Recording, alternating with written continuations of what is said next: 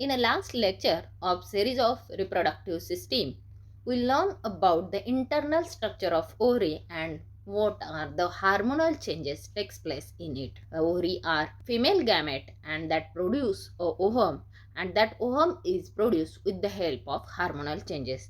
These hormones are gonadotropin releasing hormone, follicle stimulating and luteinizing hormone. Also, we learned about the estrogen and progesterone. So last lecture में हमें internal structure जो है ovary का वो क्या है, उसमें हार्मोनल चेंजेस क्या रहते हैं, ओवरी जो है वो कैसे डिवाइड की जाती है, उसमें लेयर्स कौन से प्रेजेंट है, ये सब चीज़ें हमने लास्ट लेक्चर में देखी है। अभी के लेक्चर में हम जो है वो मेंस्ट्रुअल साइकिल क्या रहता है, उसके फेजेस क्या रहते हैं, मेनोपॉज क्या रहता है, मेनार्च क्या रहता है, इसके बारे में पूरी जानकारी लेंगे। Menstruation as a monthly shedding of lining of uterus. ये जो आपका मेंस्ट्रुएशन है रहता है वो क्या रहता है, आपका जो बच्चादानी है या आपका जो यूट्रस है उसका लाइनिंग का जो डिजनरेशन है और इसका लाइनिंग जो है वो डिजनरेट हो जाता है, उसको हम क्या बोलते हैं, मेंस्ट्रुएशन बोलते हैं। Menstruation is also known as term as a menses, menstrual period, menstrual cycle और द पीरियड। अभी अलग अलग नाम से उसको बोला जाता है, एक को हम मेंस्ट्रुअल पीरियड बोलते हैं, एक तो हम मेंस्ट्रुअल साइकिल बोलते हैं, एक को हम इसको ओनली पीरियड्स ऐसा भी बोलते हैं या उनको मेंसेस ऐसा भी बोलते हैं। Menstrual bleed which is partly blood and partly tissue. अभी ये जो मेंस्ट्रुअल ब्लड है इसमें क्या क्या कंटेंट रहता है, उसमें ब्लड जो है वो प्रेजेंट रहता है, ऑल्सो उसमें जो है वो टिश्यू प्रेजेंट रहती है। The flow from the uterus through a cervix out of your body through the vagina. हमने ऑलरेडी देखा था कि जो यूट्रस है उसके माउथ को हमने सर्विक्स ऐसा बोला था और सर्विक जो है वो वजाइना को कनेक्ट करता है। तो ये जो आपका मेंस्ट्रुअल ब्लीड है वो कहाँ से बाहर आएगा, मेंस्ट्रुअल ब्लीड जो है वो वजाइना से बाहर आएगा। तो अभी आपको समझ में आया, ये जो मेंस्ट्रुअल ब्लीड है वो क्या रहता है, आपका जो यूट्रस है उसके लाइनिंग का शेडिंग रहता है, वो बाहर से डिजनरेट हो जाता है। और ये जो आपका प्रेगनेंसी बेड है वहां पे फर्टिलाइजेशन नहीं हुआ, इसके लिए ये जो यूट्रस है वो इतना थिक होकर अभी उसको जरूरत नहीं है उतने ब्लड की, उतने टिश्यूज की, वो बाहर शेड आउट कर देता है, उसको हम मेंस्ट्रुअल ब्लीड ऐसा बोलते हैं। अभी हमने जो एग था या ओहरी था उसका जो ब्रेक डाउन था, एग में जो फॉलिकल्स थे उसका जो ब्रेक डाउन था, इसका जो डेवलपमेंट था, उसको इन्फ्लुएंस किसका था, हार्मोन नहीं होते तो आपका जो मेंस्ट्रुएशन है वो हो जाता क्या, नहीं। So menstruation is derived by the hormone, hormonal changes की वजह से ये जो मेंस्ट्रुएशन है वो ऑकर हो जाता है। Hormone are the chemical messenger in your body. Hormone जो है वो क्या रहते हैं, केमिकल मैसेंजर रहते हैं। Your pituitary gland and ovary make release a certain hormone in a certain time during the menstrual cycle. आपकी जो पिट्यूटरी है मैंने ऑलरेडी दिखाया है, और आपकी जो ओवरी है, मीन्स पिट्यूटरी क्या रिलीज करती है, फॉलिकल स्टिमुलेटिंग रिलीज करती है और लुटिनाइजिंग रिलीज करती है। तो ओवरीज क्या रिलीज करती है, एस्ट्रोजन एंड प्रोजेस्टेरॉन रिलीज करती है। और ये जो है वो हार्मोन क्या है, रिलीज किया जाता है कभी, certain time during the menstrual cycle. अभी ये जो साइकिल है मीन्स ऐसा है क्या, ये जो 4 दिन दिखते हैं जिसमें ब्लीडिंग होता है उसको साइकिल नहीं बोलते, ये पूरे मंथ की जो साइकिल है उसको, मीन्स आज आपको पीरियड्स आए और नेक्स्ट मंथ को आपको जब पीरियड्स आएंगे, ये जो पूरी प्रोसेस है उसको हम मेंस्ट्रुअल साइकिल बोलते हैं। This hormone cause a lining of uterus is thicken. मैंने अभी आपको बोला यूट्रस का लाइनिंग जो है वो थिक करने के लिए ये जो है, it happen if the pregnancy would occur and the egg an implant in your uterine line. अभी ये जो थिक है प्रेगनेंसी बेड है वहां पे एग जो है वो क्या हो जाता है, इम्प्लांट होता है।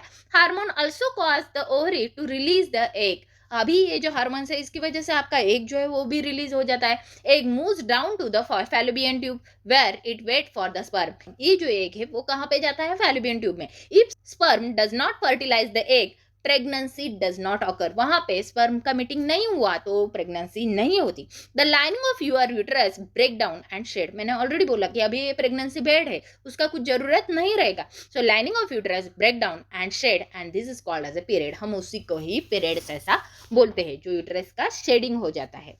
सो जनरली ये जो आपकी मेंस्ट्रुअल साइकिल है या फेजेस रहते हैं कि फीमेल के ह्यूमन लाइफ के, वो ऐसे रहते हैं। फर्स्ट जो है वो मेनार्च रहता है। मेनार्च में जो है वो जो गर्ल है वो 10 से 12 ये इसका ईयर रहता है, उसमें उसको जो है वो पीरियड स्टार्ट हो जाता है।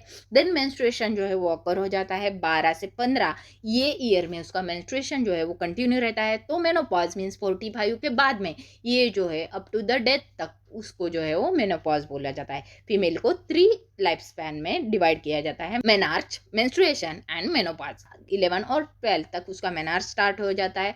Then menstruation means period starting को जो है वो मेनार्च बोलते हैं। देन कंटिन्यूएशन उसके लाइफ में ये जो है वो प्रोसेस चालू ही रहती है। देन मेनोपॉज रहता है कि उसका जो ओवरी है वो अभी एक को सिक्रेट नहीं कर रहा है, इसकी वजह से वहाँ पे ब्लीडिंग नहीं होता, तो उसको हम मेनोपॉज ऐसा बोलते हैं। तो कभी कभी हार्मोन, क्योंकि हमने ये सब जो है इन्फ्लुएंस किसके अंडर देखा है, हार्मोन पिट्यूटरी ने सिक्रेट किए, तो ही आपका एग जो है वो डेवलप होगा, तो ही उससे एग जो है वो रिलीज होगा, तो ही उसको जो है वो बेड जो है वो प्रेगनेंसी बेड प्रिपेयर होगा। ये सब चीजें किसके अंडर चल रही, हार्मोन्स के ऊपर चल रही। और जो हार्मोन कौन सिक्रेट करता है, आपकी ब्रेन में जो पिट्यूटरी ग्लैंड है वो सिक्रेट करती है। अभी ये जो हार्मोन्स में कुछ डिस्टर्बेंस आ जाता है, तो ऐसे जो चेंजेस है उसमें थोड़ी बहुत दिक्कत आ जाती है। किसी को लेट हो जाता है, किसी को होते ही नहीं पीरियड्स, और उसके बाद वो जो पीरियड्स नहीं होने वाली फीमेल है वो इनफर्टिलिटी में ट्रांसफर हो जाती है, वो बच्चे को जन्म नहीं दे सकती। The average length of menstrual cycle is 28 days. मैंने अभी आपको बोला 28 डेज जो है वो जनरल उसका कंसिडरेशन रहता है। Where cycle can range in the range of 21 to the 35, also still normal. 21 days में अगेन आपको साइकिल आएगी, और 35 डेज तक कभी कभी नहीं आएगी, तो भी उसको हम नॉर्मल कंसिडर करते हैं। जनरली साइकिल जो है वो 28 डेज में आनी चाहिए, लेकिन कभी कभी जल्दी भी आ जाती है। हार्मोनल चेंजेस है, उसकी वजह से बहुत स्ट्रेस लिया आपने, या आपने बहुत ज़्यादा एक्सरसाइज की, तो हार्मोन्स में चेंजेस हो जाते हैं। ऐसे चेंजेस में कभी कभी आपको जल्दी भी आ जाती है और कभी कभी लेट भी आ सकती है, लेकिन 35 डेज के बाद नहीं आई तो एबनॉर्मल कंसिडर की जाएगी। और बहुत जल्दी भी आएगी, 15 दिन में भी आएगी, तो भी उसको एबनॉर्मल कंसिडर किया जाता है। Menstrual cycle is the term describe the sequence of events that occur in your body as it is prepared for the possibility of pregnancy in each month। बराबर है। ये जो साइकिल है वो क्यों हो जाती है, क्योंकि उसको प्रेगनेंसी के लिए जो है वो कंसर्न किया जाता है। Your menstrual cycle is a time from the first day of your menstrual period until the first day of your next menstruation period. मैंने अभी आपको बोला आज का पहला दिन आपको पीरियड का आज फर्स्ट डे है, तो नेक्स्ट मंथ में आपका जो फर्स्ट डे है वो आपकी मेंस्ट्रुअल साइकिल रहेगी। Every personal cycle is slightly different but the process is the same. हर एक गर्ल में, हर एक वुमन में या फीमेल में जो है वो मेंस्ट्रुएशन साइकिल जो है वो अलग अलग रहती है, लेकिन उसका प्रोसेस जो है वो सेम ही रहेगा। People start menstruating at the age of 12। अभी ये जो फीमेल है उसमें मेंस्ट्रुएशन कब स्टार्ट हो जाता है, 12 ईयर की हो गई तो उसमें मेंस्ट्रुएशन जो है वो ऑकर हो जाता है। However you can being a menstruating at early 8 year old. कभी कभी जो कुछ गर्ल्स रहते हैं उसमें 8 ईयर की हो जाएगी, तभी भी उसमें मेंस्ट्रुएशन ऑकर हो सकता है, that is the normal. Also late as the 16 year, और लेट ऐसा भी हो सकता है कि 16 साल की हुई तभी उसको स्टार्ट हो जाएगा, वो क्या है normally. Generally most people menstruated within a year of growing breast and pubic hair. अभी ये जो मेंस्ट्रुएशन साइकिल स्टार्ट हो जाती है तब क्या हो जाता है, ब्रेस्ट का साइज है वो चेंज होता है, और प्यूबिक हेयर जो है वो भी ग्रोथ हो जाते हैं। तो अभी आपको समझ में आया, इसको हम मेनार्च ऐसा बोलते हैं। तो people stop menstruating at the menopause. तो फीमेल में ये जो आपकी मेंस्ट्रुएशन साइकिल है वो स्टॉप हो जाती है, इसको हम मेनोपॉज बोलते हैं। Which occur at about the age of 51। आपका 51 एज हुआ मीन्स उसके ही पहले स्टार्ट हो जाता है, धीरे धीरे आपको जो पीरियड्स है वो धीरे धीरे आने स्टार्ट हो जाता है, ब्लीडिंग जो है वो धीरे धीरे कम होने लगता है या बहुत ज़्यादा हो जाता है। सो ये जो चेंजेस है वो आपके प्री मेनोपॉज के चेंजेस रहते हैं। सो ऐसे भी चेंजेस 51 के पहले स्टार्ट हो जाते हैं। The menopause can stop to producing the egg. बराबर है, उसमें एग जो है वो प्रोड्यूस होना स्टॉप हो जाता है। स्टॉप ओवुलेटिंग, इसमें ओवुलेशन जो है वो भी स्टॉप हो जाता है। However you reach the menopause when you have not got a period in 1 year. आपको 1 ईयर में एक भी बार जब पीरियड नहीं आता तो उसको कंसिडर किया जाता है कि मेनोपॉज फेज में है। तो मेनोपॉज में क्या हो जाता है, आपकी जो ओवरी है वो उसका एस्ट्रोजन का जो सिक्रीशन है वो नहीं करती, स्टॉप करती है, एंड एग जो है उसको रिलीज नहीं करती। एबिलिटी आप लॉस करते हैं प्रेग्नेंट होने की। Your ovary stop making estrogen and stop releasing the egg, and also you lost the ability to get pregnant. Your ovary also atrophy and become smaller. अभी जैसे आपके हाथ को एज हो रहा है, मीन्स आपके हाथ की स्किन जो है वो धीरे धीरे ऐसा है कि आप बच्चे रहते हैं तभी आपकी स्किन जैसी है वैसी ही आपकी जब आप बूढ़े हो जाते हैं तभी होती है क्या? नहीं, वैसे ही आपकी ओवरी है उसको भी एज रहेगा। ये जो ओवरी है वो धीरे धीरे एट्रोफी हो जाती है, थोड़ी थोड़ी करके श्रिंक हो जाती है और श्रिंक होके वो स्मॉल हो जाती है। The average age is menopause हमने ऑलरेडी देखा है 51 रहता है। तो ऐसी ओवरी जो धीरे धीरे बूढ़ी हो जाती है वो इस्ट्रोजन का सिक्रीशन नहीं करती और इस्ट्रोजन का सिक्रीशन नहीं होने की वजह से वो एग को रिलीज भी नहीं करती और एग रिलीज नहीं हुआ तो ये फीमेल जो है वो प्रेग्नेंट भी नहीं हो सकती। तो अभी आपको समझ में आया मेनार्च क्या रहता है, मेंस्ट्रुएशन फेज क्या रहता है और मेनोपॉज क्या रहता है। ये जो मेंस्ट्रुअल साइकिल है उसकी वजह से क्या क्या चेंजेस हो जाते हैं। ये जो menstruation cycle, some people experience symptom of menstruation and other doesn't. अभी कुछ फीमेल्स में जो है वो बहुत ज़्यादा पेन हो जाता है, बहुत ज़्यादा तकलीफ हो जाती है, तो कुछ फीमेल्स में कुछ भी तकलीफ नहीं होती। The intensity of this symptoms can also very. ये जो है किसी में बहुत ज़्यादा, कुछ में कुछ कम और किसी में कुछ भी नहीं है, ऐसा जो है वो वेरी रहती है। Most of symptoms is the cramp. अभी इसमें जो है वो क्या आ जाता है, आपके जो पेट है उसमें क्रैम्प आया, ऐसा किसी ने तो उसको खींच के लिया और उसमें क्रैम्पिंग आया, ऐसा आपको पेल्विस एरिया में लगता है। This is because of uterine contraction and relaxation of lining. अभी ये यूटरस था, हमने बोला है वो थिक हुआ है और थिक हुआ है तो अभी उसको थिन होना है। तो थिन होने के लिए ये जो आपका यूटरस रहता है वो बहुत जोर से कॉन्ट्रैक्शन एंड रिलैक्सेशन करता है और रिलैक्सेशन करने की वजह से आपके पेट में क्रैम्प आ जाते हैं। Or mood changing, bad sleeping, headache, bloating, breast एक्ट एंड एक्ने। अभी ये जो आपके जनरल प्रॉब्लम्स रहते हैं जैसे कि मूड चेंज हुआ है, आपको नींद नहीं आ रही, हेडेक हो रहा है, देन ब्लोटिंग है, गैसेस हो रहे हैं, आपका ब्रेस्ट में टेंडरनेस आ रहा है, एक्ने हो रहे हैं मुंह पे, ये जो है वो उसके कॉमन सिम्टम्स रहते हैं जब आपको पीरियड्स आने वाले हैं तब, क्योंकि ये सब हार्मोन्स के ऊपर डिपेंड रहता है। During the menstrual period your uterus contract to help the expel the lining. मैंने अभी आपको बोला कि कॉन्ट्रैक्शन हो जाता है, बहुत ऐसा श्रिंक हो जाता है और श्रिंक होने के कारण क्या हो जाता है, उसमें जो लाइनिंग है वो डिजॉल्व हो जाती है। Hormone like substance like a prostaglandin involve in the pain and inflammation trigger in the uterine lining. अभी ये जो हार्मोन्स रहते हैं जिसको हम प्रोस्टाग्लैंडिन बोलते हैं, ये जो हार्मोन किसी में ज़्यादा रिलीज होता है, किसी में कम होता है। जिसमें ज़्यादा हो जाता है उसमें क्या हो जाता है, ये जो यूट्रस है वो बहुत ज़्यादा कॉन्ट्रैक्ट हो जाता है और बहुत ज़्यादा यूट्रस कॉन्ट्रैक्ट होने की वजह से पेन भी वो लेडी में ज़्यादा रहता है। Higher level of prostaglandin are more severe menstrual cramp. अभी ये जो प्रोस्टाग्लैंडिन मैंने बोला कि ज़्यादा है तो क्या हो जाएगा, वो जो यूट्रस को बहुत ज़्यादा कॉन्ट्रैक्ट करेगा, बहुत छोटा करेगा और छोटा होने की मदद से वो क्या करेगा, उसमें उसके अंदर जो यूट्राइन लाइन है, ब्लड है, टिश्यू है, उसको बाहर एक्सपेल करेगा। लेकिन किसी में प्रोस्टाग्लैंडिन कम सिक्रेट हो जाता है तो क्या होता है, उनका यूट्रस जो है वो कम जो है वो कॉन्ट्रैक्ट हो जाता है और कम कॉन्ट्रैक्शन की वजह से इसमें जो है वो आपके यूट्राइन लाइन जो है वो कम डिजॉल्व हो जाती है। Next is the phases of menstrual cycle. अभी ये जो मेंस्ट्रुअल साइकिल है उसमें क्या क्या फेजेस रहते हैं।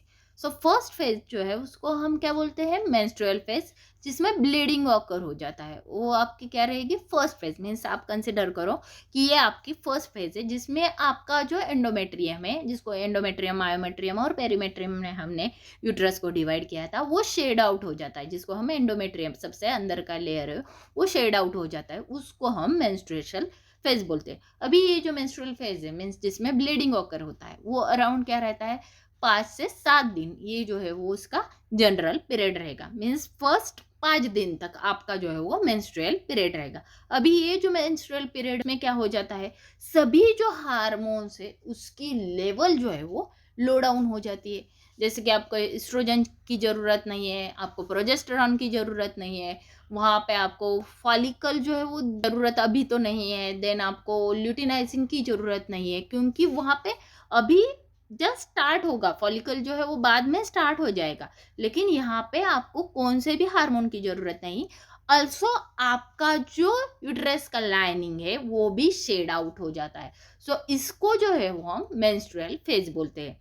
देन सेकंड जो है उसको क्या बोलेंगे हम, फॉलिकुलर फेज, क्योंकि अभी ये जो आपका यूट्रस है उसमें शेड आउट हुआ है। लेकिन शेड आउट होने के बाद में क्या है, ओवरी अगेन फॉर्म करेगी, किसको, फॉलिकल्स को। जो फॉलिकल में एक जो फॉलिकल है वो मैच्योर हो जाएगा, उसको क्या बोलेंगे, फॉलिकुलर फेज। अभी ये जो है उसमें क्या हो जाएगा, आपका जो एंडोमेट्रियम है वो थोड़ा सा थिक होगा, ज्यादा नहीं होगा, क्योंकि उसको अभी क्या है, पॉसिबिलिटी है प्रेगनेंसी की, क्योंकि एक जो है वो आगे फॉर्म हो रहा है, डेवलप हो रहा है, तो ये जो एंडोमेट्रियम है वो धीरे धीरे थिक हो जाता है। देन नेक्स्ट इज द आपका जो है वो ओवेल्यूशन, जिसमें आपका जो मैच्योर एग है वो क्या हो जाता है, फैलोपियन ट्यूब में रिलीज हो जाता है, और फैलोपियन ट्यूब में रिलीज हुआ तो वहां पे आपका एंडोमेट्रियम थिकनिंग जो है वो बढ़ना चाहिए, क्योंकि अभी ये जो एग है वो मैच्योर हो सकता है, उसमें प्रेगनेंसी हो सकती है जब ये एग आपका स्पर्म को मीट हो जाएगा। देन लास्टली अभी ये एग रिलीज हुआ, लेकिन एग रिलीज होने के लिए उसको क्या लगता है, ल्यूटिनाइजिंग फेज लगती है, एग रिलीज होने के लिए उसको ब्रेक डाउन करना पड़ता है। सो ये जो फेज रहती है उसको ल्यूटिनाइजिंग फेज बोलते हैं, और वो जो फेज है उसमें जो है वो एग रिलीज हो जाता है, और आपका जो कॉर्पस ल्यूटियम है वो सिंथेसाइज करता है प्रोजेस्टेरॉन को, जो आपके ये जो लाइनिंग है उसको थिक बनाने में मदद करता है। तो इन जनरल आपको जो फेजेस है वो समझ में आए, एक तो मेंस्ट्रुअल फेज रहेगा, फॉलिकुलर फेज रहेगा, ओवुलेशनरी फेज रहेगा, एंड ल्यूटिनाइजिंग और ल्यूटियल फेज रहेगा। सो यहाँ पे ये दिखाई दे रहा है आपको, ये जो है वो आपके एंडोमेट्रियम का लाइनिंग है, यहाँ पे फर्स्ट फोर्थ या फिफ्थ डे तक आपका ब्लीडिंग जो है वो ऑकर हो जाता है, 6 to 14 डेज तक आपका जो है एंडोमेट्रियम धीरे धीरे बिल्ड हो जाता है, 14 के बाद वो ज़्यादा बिल्ड हो जाता है और बिल्ड होके उसका प्रिपरेशन होता है। अभी ये जो आपका फेज है जिसको हमने मेंस्ट्रुअल साइकिल बोला, उसमें क्या हो जाता है, हार्मोन्स के चेंजेस हो जाते हैं, जैसे कि क्या है, फॉलिकल स्टिमुलेटिंग हार्मोन रहेगा, ल्यूटिनाइजिंग हार्मोन रहेगा, इस्ट्रोजन रहेगा, प्रोजेस्टेरॉन रहेगा, ये जो है उसकी लेवल कब बढ़ जाती है। सो फॉलिकल जो है वो आपके मेंस्ट्रुएशन में बढ़ेगा क्या, नहीं, धीरे धीरे वो स्टार्ट हो जाएगा, लेकिन फॉलिकल जो है वो आपका अराउंड 14, जब आपके फॉलिकल को मैच्योर करना है, मीन्स 12 से 15 इसमें आपके फॉलिकल्स मैच्योर हो जाते हैं, तब आपका फॉलिकल जो है वो इंपॉर्टेंट रोल प्लेस करेगा। देन इस्ट्रोजन, हमने बोला कि ओवरीज जो है वो क्या करती है, इस्ट्रोजन का सिक्रीशन करती है, वो भी क्यों लगेंगे, आपके फॉलिकल में ही लगेंगे। सो फॉलिकुलर फेज में आपको इस्ट्रोजन की जरूरत रहेगी, आपको फॉलिकल स्टिमुलेटिंग की भी जरूरत लगेगी।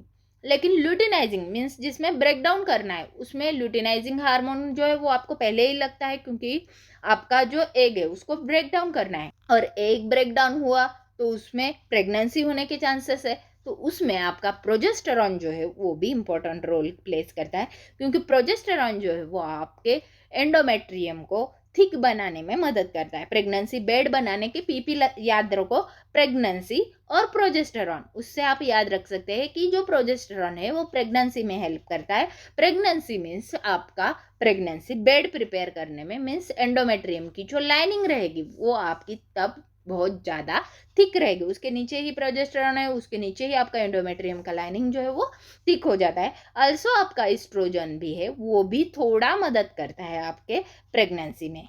9 डेज से आपके 15 डेज तक आपके जो प्रेगनेंसी के चांसेस है वो ज़्यादा रहते हैं, उसको फर्टिलिटी फेज बोलते हैं, क्योंकि वहाँ पे ही आपका एग जो है वो मैच्योर हो जाता है और रिलीज हो जाता है। फर्स्ट 5 डेज में तो ब्लीडिंग ही ऑकर होता है, धीरे धीरे उसमें ओहम जो है वो स्टार्ट हो जाता है, यहाँ पे ये जो ओहम है उसको फर्टिलिटी पीरियड बोलते हैं, तो धीरे धीरे ये फैलोपियन ट्यूब में आ जाता है। The rise and fall of your hormonal trigger the step in the menstrual cycle। अभी ये जो menstrual cycle है वो आपके हार्मोन्स के ऊपर ही डिपेंड रहेगी। Your hormone causes a organ of your reproductive tract to respond for a certain ways। The specific event are occur during the menstrual cycle। अभी फर्स्ट फेज को हमने क्या बोला था, मेंसेस फेज बोला था, या menstrual cycle बोला था, menstrual phase बोला था, या उसी को हम जो है वो menstrual periods भी बोलते हैं। The menses phase, this phase is which the first few days are considered to the menses phase। In this phase, the lining of uterus shed out through your vagina if pregnancy not occur। अभी ये जो phase है इसमें क्या हो जाता है, आपका जो यूट्रस है उसका लाइनिंग जो है वो शेड आउट होता है। Most of people bleed for the 3 to 5 day. अभी बहुत सारे गर्ल्स में जो है वो 3 to 5 डेज में ब्लीडिंग जो है वो ऑकर होता है, but periods lasting 3 days to many even up to the 7 days। अभी किसी किसी में अप टू द 7 days भी पीरियड जो है वो स्टार्ट हो जाता है या ब्लीडिंग जो है वो हो जाता है। मेंस्ट्रुअल फेज क्या रहता है, 28 डेज का साइकिल रहेगा, उसमें जो है वो फर्स्ट 3 to 5 डेज जो है वो आपके मेंस्ट्रुएशन रहेंगे, उसमें जो है वो क्या हो जाएगा, इन this phase the production of luteinising hormone is reduce by the pituitary. अभी ये जो फेज है उसमें क्या हो जाता है, आपका जो ल्यूटेनाइजिंग हार्मोन है उसका सिक्रीशन नहीं होता है या रिड्यूस हो जाता है। अल्सो क्या हो जाएगा, प्रोजेस्टेरॉन भी रिड्यूस हो जाएगा, क्योंकि हमने ल्यूटेनाइजिंग तो रिड्यूस किया है। इस्ट्रोजन भी इसमें जो है उसको रिड्यूस हो जाएगा, क्योंकि इस्ट्रोजन भी आपको लगने वाला था ओवरीज के डेवलपमेंट के लिए, यहाँ तो यूट्रस का शेडिंग हो रहा है। The withdrawal of this hormone causes the degeneration of corpus luteum, therefore progesterone production is also reduced। अभी ये जो आपका ल्यूटेनाइजिंग है वो कम हुआ तो क्या हो जाएगा, कॉर्पस ल्यूटियम था उसको डेवलप होके क्या प्रोड्यूस कर रहा था, प्रोजेस्टेरॉन। अभी कॉर्पस ल्यूटियम ही नहीं फॉर्म हो जाएगा तो प्रोजेस्टेरॉन फॉर्म हो जाएगा क्या, नहीं, तो प्रोजेस्टेरॉन का लेवल भी उसमें कम हो जाता है। Production of oestrogen is also reduce, क्योंकि वहाँ पे एग ही फॉर्म नहीं हो रहे तो इस्ट्रोजन भी वहाँ पे नहीं होगा। The endometrium of uterus break down and menstruation begin. अभी इसमें जो है वो आपका एंडोमेट्रियम जो है वो ब्रेक डाउन हो जाता है और आपको ब्लीडिंग कॉज होता है। The cell of endometrium secretion blood and unfertilise ovum constituent the menstrual flow.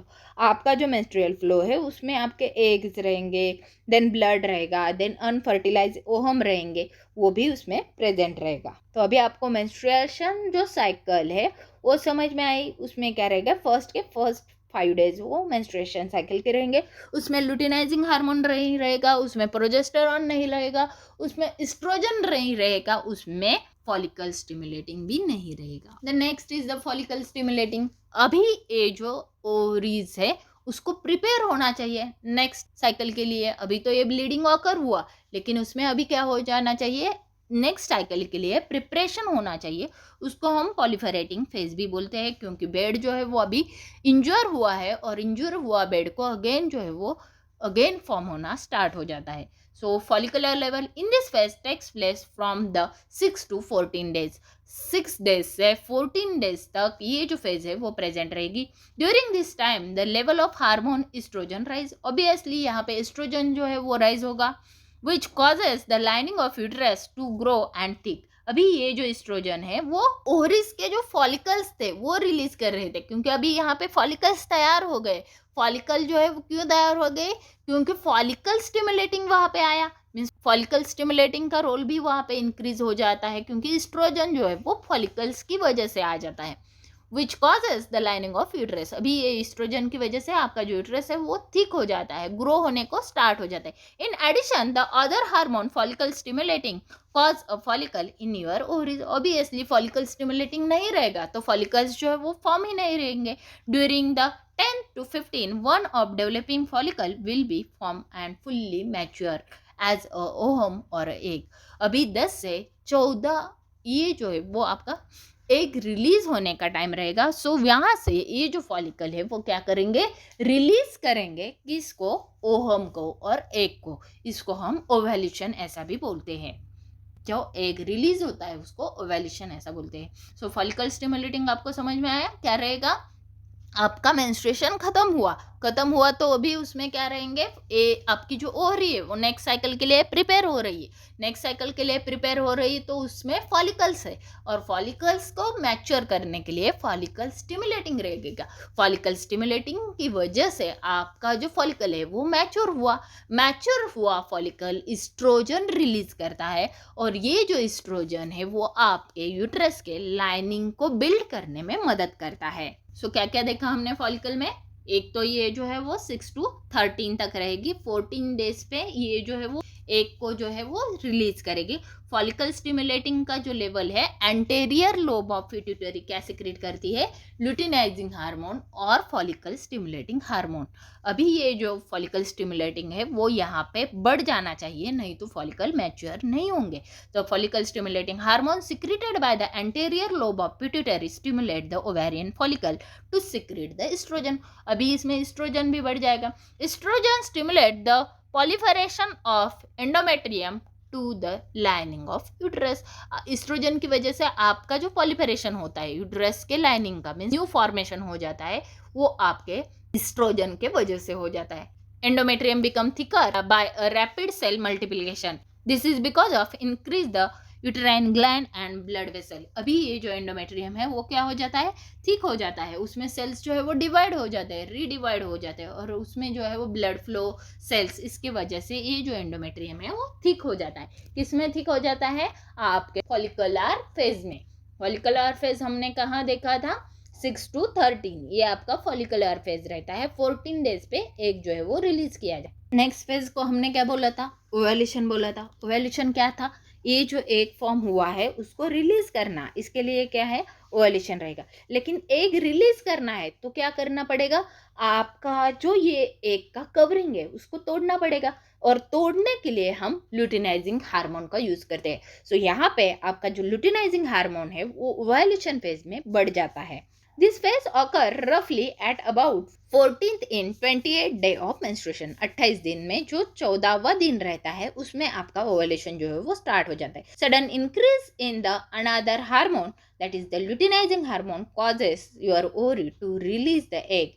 This event is called as a ovulation. Obviously इसमें जो है वो आपका सडन इंक्रीज होता है ल्यूटिनाइजिंग हार्मोन, और इसकी वजह से एग का शेल जो है वो ब्रेक डाउन हो जाता है, और वहाँ से आपका जो एग है वो रिलीज हो जाता है। सो जब हम ओवुलेशन बोलते हैं तो उसमें जो है वो पिक लेवल मीन्स क्या रहेगा, आपका ल्यूटिनाइजिंग बढ़ेगा तभी आपका ओवुलेशन हो जाएगा। देन फॉलिकल्स भी रहना चाहिए, फॉलिकल स्टिमुलेटिंग, तभी आपका जो है वो ओवुलेशन हो जाएगा। Both luteinising and follicle attain the peak level in the middle of cycle, that is the 14th।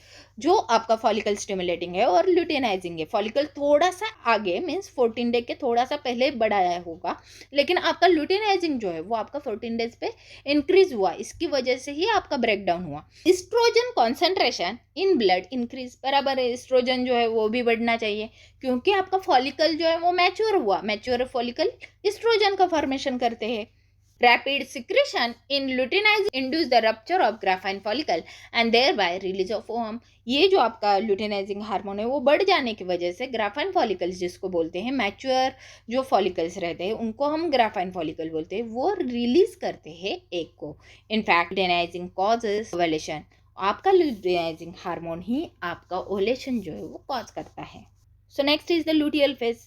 अभी एक रिलीज हुआ तो वो कहाँ पे एंटर करेगा, आपके फैलोपियन ट्यूब में। लेकिन फैलोपियन ट्यूब में एंटर करने से पहले उसका बेड प्रिपेयर होना चाहिए। सो बेड प्रिपरेशन के लिए आपको प्रोजेस्टेरॉन का लेवल हाई होना चाहिए, एस्ट्रोजन का लेवल थोड़ा बहुत चेंज होना चाहिए। सो इसमें जो है वो आपका प्रोजेस्टेरॉन और एस्ट्रोजन इसका लेवल जो है वो बढ़ जाता है। This phase is last from 15 to 28 days. 15 days से 28 दिन का ये जो फेज रहता है उसको ल्यूटियल फेज बोलते हैं। Your egg leave your ovary and begins to travel through a fallopian tube to the uterus। बराबर है, आपका एग जो है वो रिलीज हो जाता है, फैलोपियन ट्यूब में एंटर करता है और यूटरस तक पहुंच जाता है। The level of hormone progesterone rise the help in preparation of uterine line for the pregnancy. मैंने अभी आपको बोला प्रेगनेंसी बोले तो आपको प्रोजेस्टेरॉन जो है वो याद रखना है। सो प्रोजेस्टेरॉन का लेवल जो है वो इंक्रीज होना चाहिए। If egg become a fertilise by the sperm and attach it to the uterine line, you become a pregnant. Obviously ये जो एग है इसको स्पर्म जो है वो मेट हो जाएगा तो प्रेगनेंसी जो है वो हो जाएगी। If pregnancy does not occur, estrogen and progesterone level drop down. अभी प्रेगनेंसी नहीं हुई तो क्या हो जाएगा, आपका बेड प्रिपेयर करने की जरूरत ही नहीं, तो एस्ट्रोजन और प्रोजेस्टेरॉन की जो लेवल है वो क्या हो जाती है, फॉल डाउन हो जाती है, and thick lining of uterus shed out during the period. यहाँ पे ही 15 से 28 दिन तक आपकी ल्यूटियल फेज थी, और ल्यूटियल के बाद हमने क्या बोला था, शेड आउट हुआ मेंस्ट्रुअल फेज वहां पे रहता है। सो ल्यूटियल फेज में क्या रहता है, 15 से 28 दिन रह गए।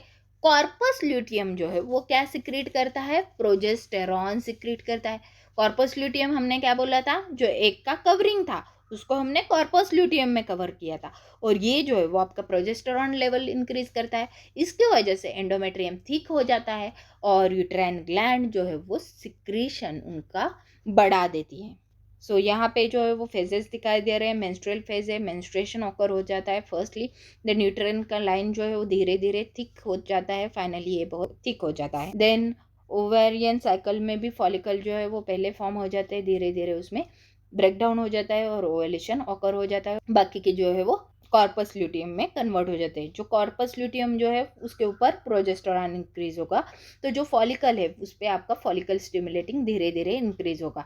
सो हार्मोन जो है वो आपका फॉलिकल स्टिमुलेटिंग इंक्रीज होगा फॉलिकुलर फेज में, तो आपका प्रोजेस्टेरॉन इंक्रीज होगा ल्यूटिनाइजिंग फेज में।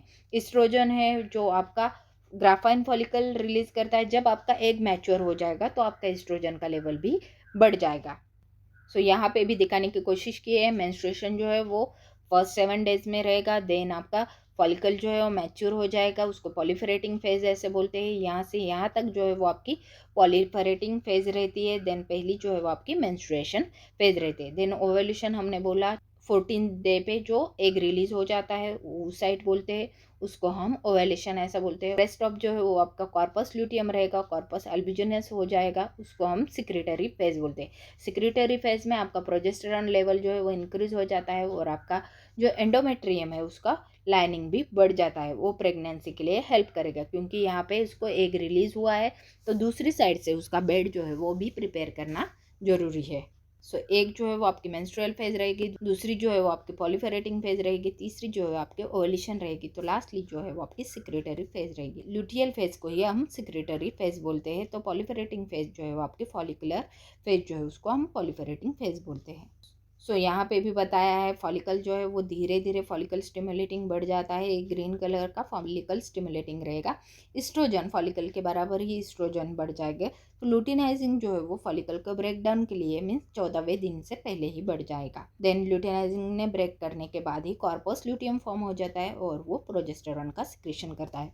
पहले 14 दिन से पहले आपको प्रोजेस्टेरॉन नहीं दिखाई देता है, लेकिन इस्ट्रोजन है जो है वो आपको पहले दिन भी दिखाई देता है और बाद में भी आपको दिखाई देता है। तो लेवल ऑफ ल्यूटिनाइजिंग जो हार्मोन है वो बढ़ जाती है आपके अराउंड 14 दिन से पहले, तो आपका जो फॉलिकल स्टिमुलेटिंग है वो बाद में नहीं बढ़ता, वो डिक्रीज हो जाता है 14 दिन के बाद। सो आई थिंक आपको सब जो है वो menstruation cycle, menopause, then menarche, ये सब जो है वो प्रॉपर समझ में आए होंगे। तो नेक्स्ट लेक्चर में हम जो है वो मेल रिप्रोडक्टिव सिस्टम देखेंगे। Thanks for watching and don't forget to like, share and subscribe.